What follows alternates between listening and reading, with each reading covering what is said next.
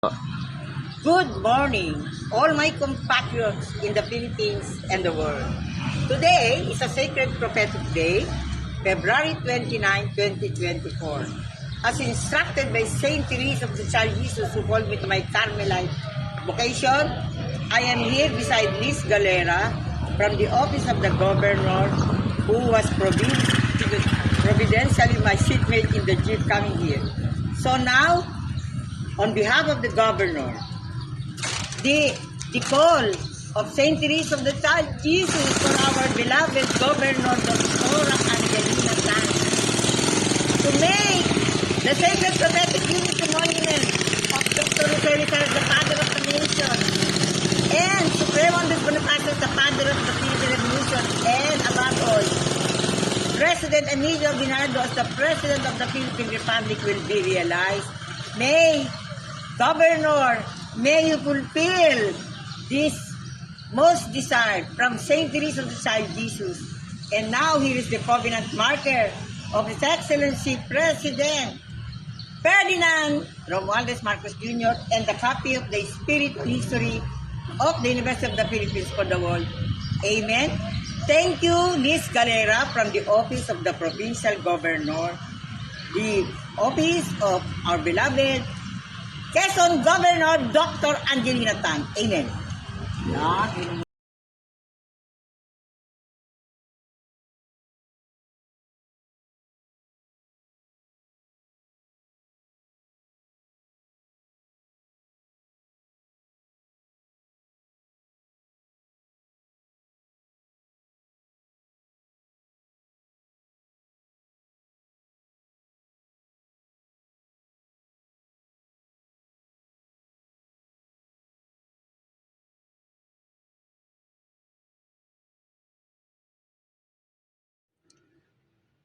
Good afternoon, our compatriots all over the world. Today marks the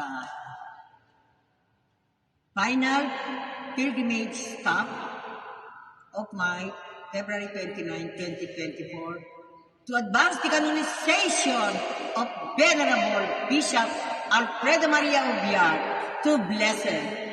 Per the instruction of Saint Therese of the Child Jesus, I am here at the Mother House, Tayabas Quezon Mother House of the Missionary Catechism of Saint Therese of the Child Jesus, founded by Venerable Bishop Alfredo Maria Ubiar, to realize every photo and text of this spiritual history of the University of the Philippines for the world, and Saint Joseph Barangay Education for the Golden Filipino Civilization, Prophetic Dr. Jose Rizal and Dr. Ferdinand Blumentritt.